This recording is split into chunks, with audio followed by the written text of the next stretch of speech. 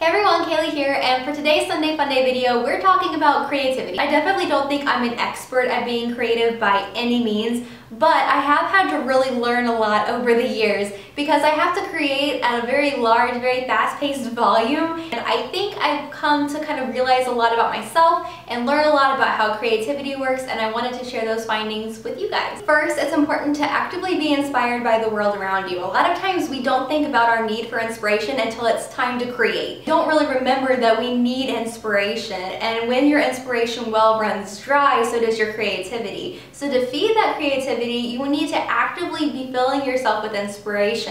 I mean, walking down the street, when you're in the grocery store, watching TV, watching movies, reading magazines, anything that sparks interest in you and sparks your inspiration, take note of it, like savor that moment, because a lot of times we see things that we like and then we just let them go, and then when it's time to create we can't remember anything. The second thing that's really important is to know your sources of inspiration and spend time with them. I think it's really important to actively be inspired by the things around you, but I think it's also important to know the things that inspire you. You want to spend like a brainstorming session, or you want to have that inspiration session, you can go to something that really inspires you and spend time there and allow yourself to kind of get lost in that and create from that. So I wanted to give you guys some examples of things that inspire me. First of all, Instagram and Tumblr. Every day, always. I go there so often, it's a little bit embarrassing, especially on fashion, because I'm really trying to find myself fashion-wise. So I've really actively been looking for inspiration for fashion. So I spend a lot of time doing that on Instagram and Tumblr. Another place that I am all the time is TheHunt. And I don't know if you guys have heard of this. It's an app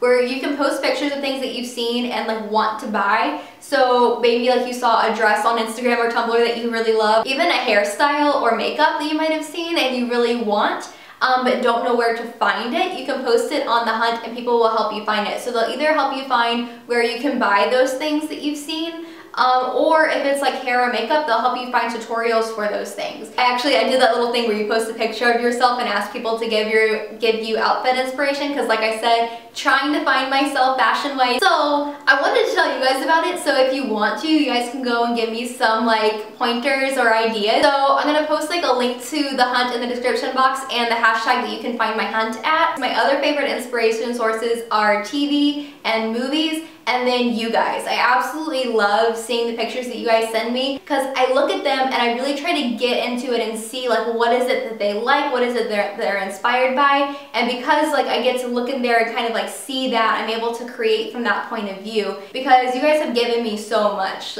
in the platform that I have, and in being able to have this as a job. Like, it's literally the coolest thing ever. I always want to be giving back to you guys as much as I can, and I feel like that's a nice way to do that. It's at least a small way that I can do that, is to dedicate my inspiration and my creativity to you. So anyway, those are my biggest sources of inspiration. I've got like you guys, movies and TV, TheHunt, Pinterest, no, not Pinterest, Instagram, Tumblr, and then Pinterest. That's how I usually get inspired, and that's usually where I go for inspiration. Number 3, after 1 and 2, after you're actively looking for inspiration and after you found your sources of inspiration, then it's important to have an inner dialogue about that inspiration. I think it's important not just to look at something and see, oh, I like that. It's important to actually ask yourself, why do you like that? What is it about that that makes you really respond?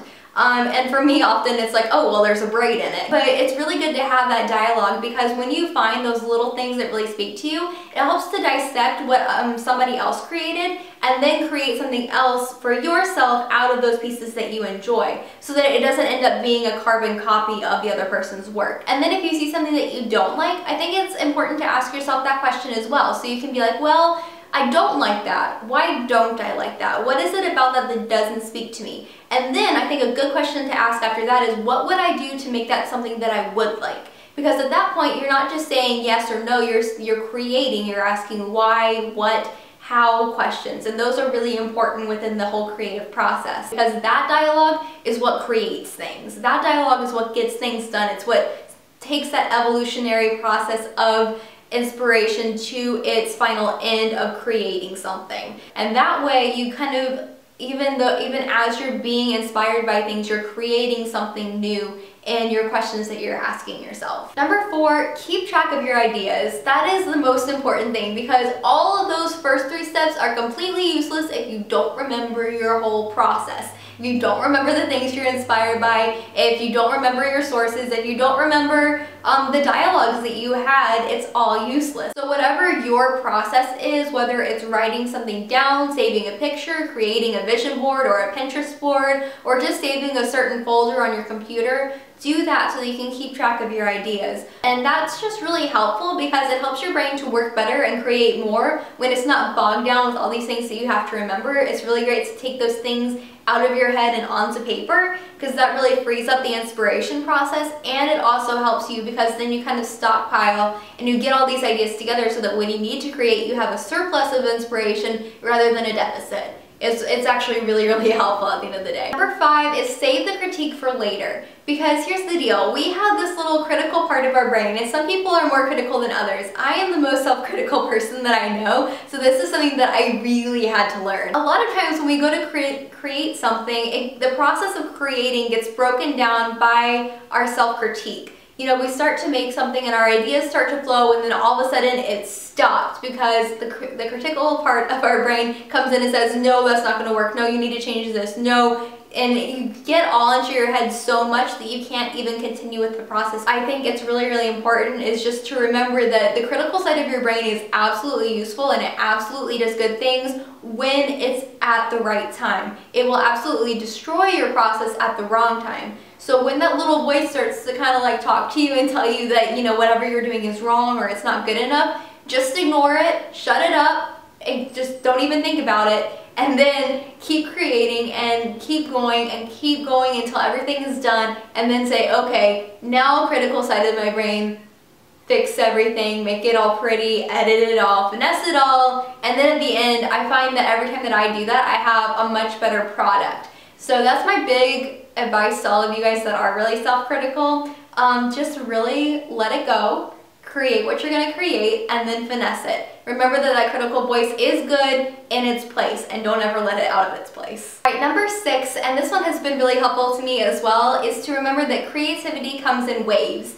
And I like to think of it as that because you have waves and waves come in sets. You know, you have wave after wave after wave, and then there's a break and there's no waves. But then the waves always come back, and they come back over and over and over, and then there will be a break. But then they're always coming back. And a lot of times we think of those times where we have no creativity as writer's block. And instead of thinking of it as writer's block, I like to think of it as a gap between waves because it keeps me remembering that it's always coming back. The first time I ever had like that lull as a YouTuber where I just straight up ran out of ideas, it was literally the most terrifying thing for me because I thought everything was over.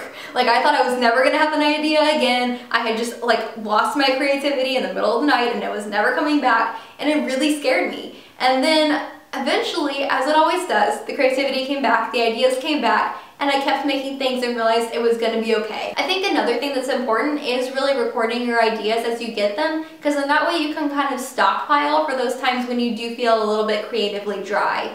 That way you can use the ideas that you had while you were creative. So you kind of stockpile while you're having those waves of creativity so that in those dry times you still have things that you can work with.